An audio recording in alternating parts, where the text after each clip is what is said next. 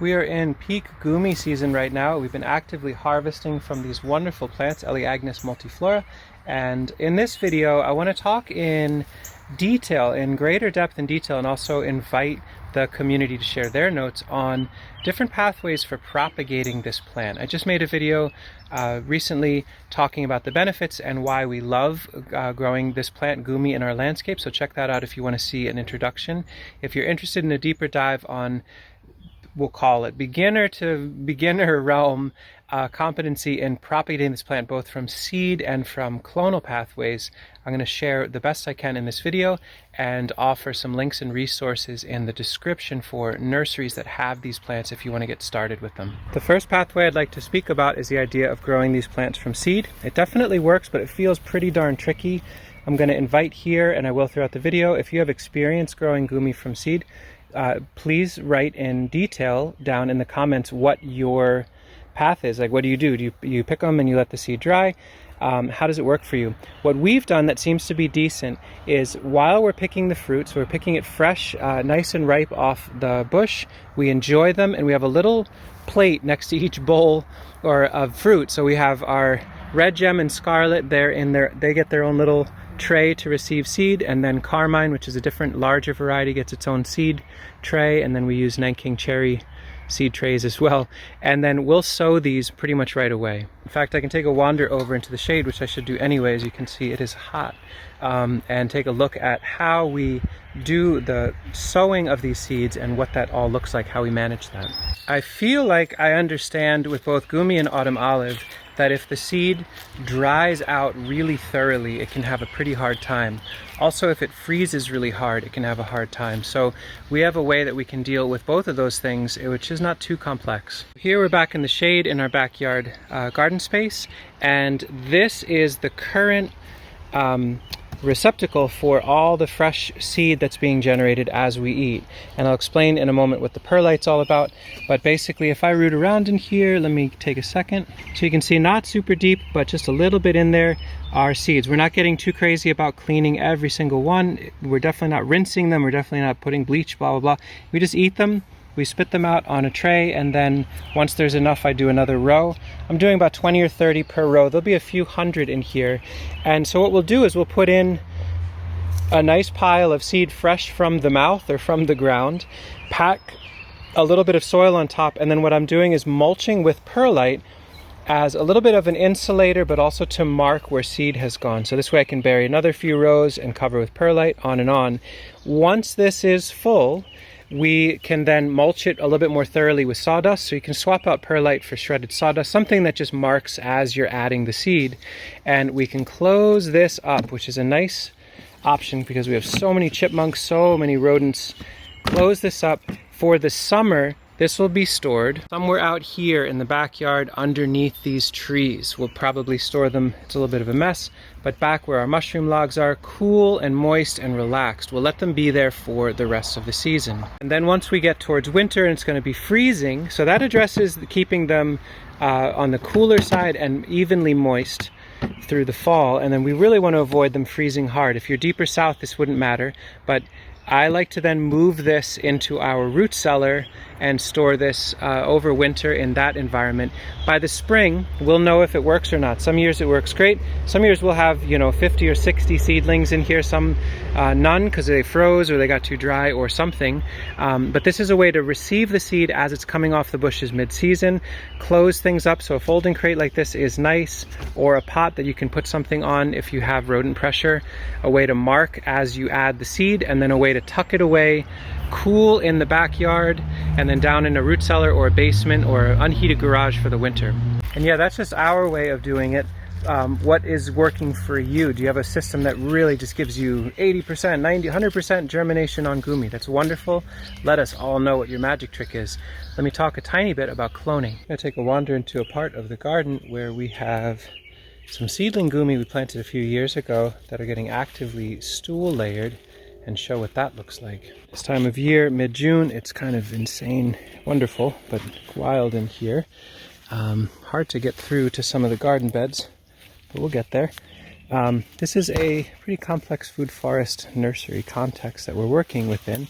And in this case, one of our main Goumi propagation beds is over here. It's actually a space that we don't interact with a huge amount. I think for propagating Goumi, you don't need to be interacting with them constantly.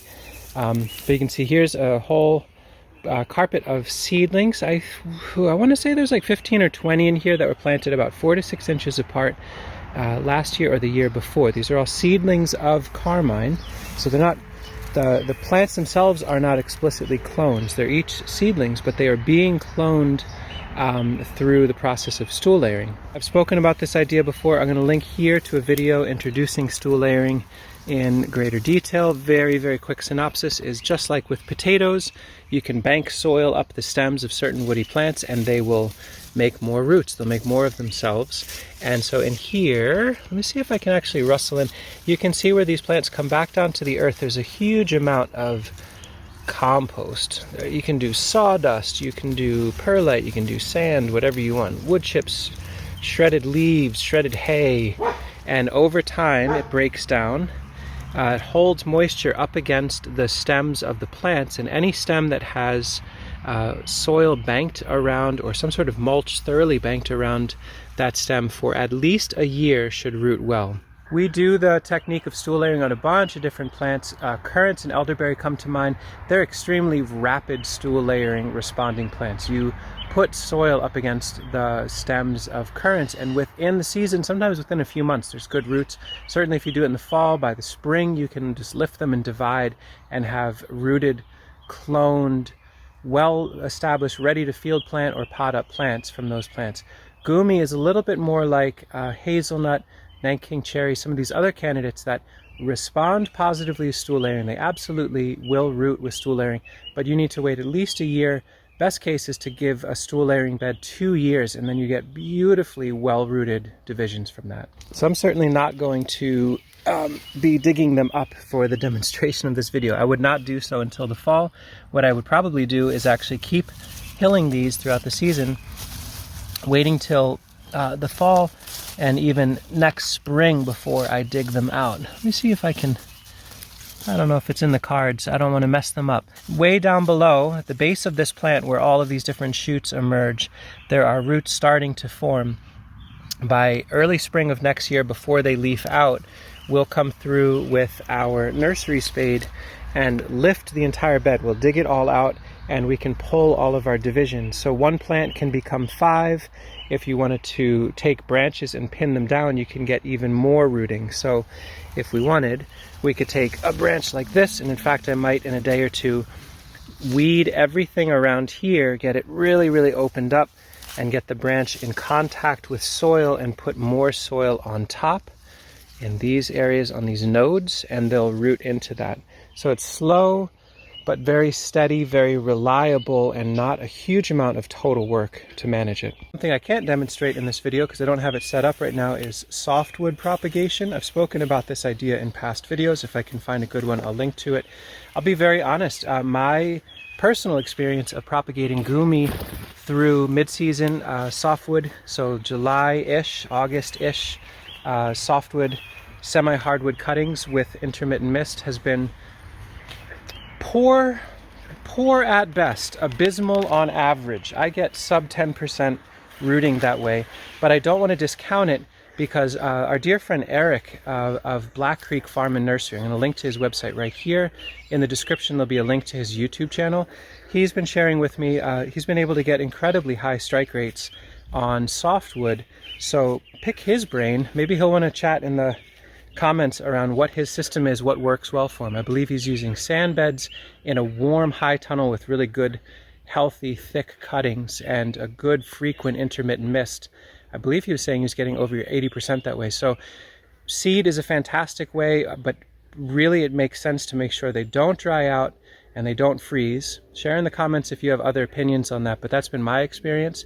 So I've shared, how we collect as we enjoy the fruit, we plant them communally, protect them from rodents, keep them cool and moist, and then store like potatoes, cool, moist over winter, open it up and transplant them out in the spring. The stool layering I showed before, and the layering of pinning down branches, being really patient, being really liberal with the mulch, all very productive, and I can speak to them as functional. And then softwood is a possibility. Just to round out the discussion, hardwood propagation with Goumi seems to be just about nil. Dormant cuttings on bottom heat I've had extremely low, nearly zero, but I'd love to hear if folks have had different experiences. I also want to mention, and I'll link in the description, there's a group on Facebook, if you happen to still use that platform, that is an Eleagnus aficionado group where they talk about autumn olive and Goumi. That's something to join if you're on that social media platform. Really good discussion about grafting. You can certainly graft them onto autumn olive as a rootstock, so that may be compelling. And there's all sorts of neat discussions about cultivars and the like. That is my exhaustive, and maybe for some people exhausting, discussion on what I know as, I'll call myself a beginner propagator of Goumi in this fun world. It's a fantastic, extremely valuable, durable, unique, hard to find plant. If you're developing a nursery niche, strongly consider bringing Goumi in just for your own pleasure and for the medicine for your family and friends, but also as a compelling and really high demand plant that has tons of ecological value. The nectar flow is fantastic. Birds love these, chipmunks love these, humans love these, kids love these. I love them. Anyway, that's Goumi through a propagation lens to the best of my knowledge. Fill it out. Tell me what I got wrong. Tell me what I could be doing better, or what you've done that works really, really well. I'm really happy to hear contrary ideas in the comments as well. Make it thorough and useful. So if somebody lands on this video to learn about propagating that plant, they can read through the comments and just get like the full-on community experience of how to amplify the numbers of these rad plants. Thank you so much for watching.